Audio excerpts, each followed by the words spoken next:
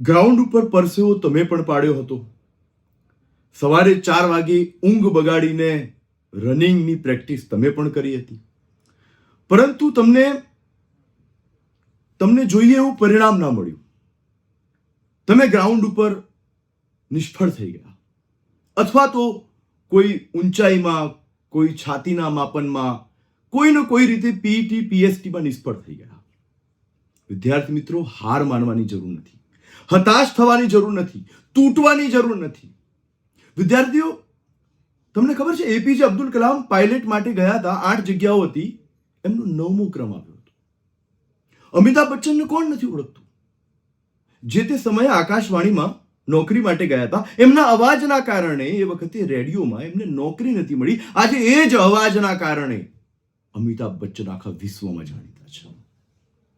જો આ લોકો હિંમત હારીને બેસી ગયા હોત તો આપણને આટલા મહાન વૈજ્ઞાનિક એપીજે અબ્દુલ કલામ રાષ્ટ્રપતિ તરીકે મળ્યા હોત. આજે બોલિવૂડમાં અમિતાભ બચ્ચન આટલા ઊંચા શિખરે હોત? બિલકુલ નહીં. વિદ્યાર્થીઓ, યાદ રાખો, સિંહ જ્યારે 2 ડગલા પાછળ ખસે છે ને, એ હારી નથી ગયો, એ મોટા આક્રમણની તૈયારી કરી રહ્યો છે, એ મોટી ફાળ ભરશે. તો વિદ્યાર્થીઓ, હતાશ ન થાઓ. જીવનની અંદર આવી નિષ્ફળતાઓ, આવા ઉતાર ચઢાવ આવતા રહેશે. હતાશાને ખંખેરો. આજે ગ્રાઉન્ડ ઉપર તમે હારી ગયા છો ને, ત્યાં તમારું મન પહેલા હાર્યું હતું, શરીર પછી હાર્યું છે.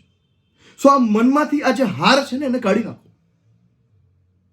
ઊભા થાઓ અને હવે આગામી પરીક્ષાઓ, સીસી, ફોરેસ્ટ, તલાટીકમ મંત્રી, આ બધાની અંદર આ નિષ્ફળતાના ડંખને પ્રેરણા બનાવો ડબલ મહેનત કરવા માટે.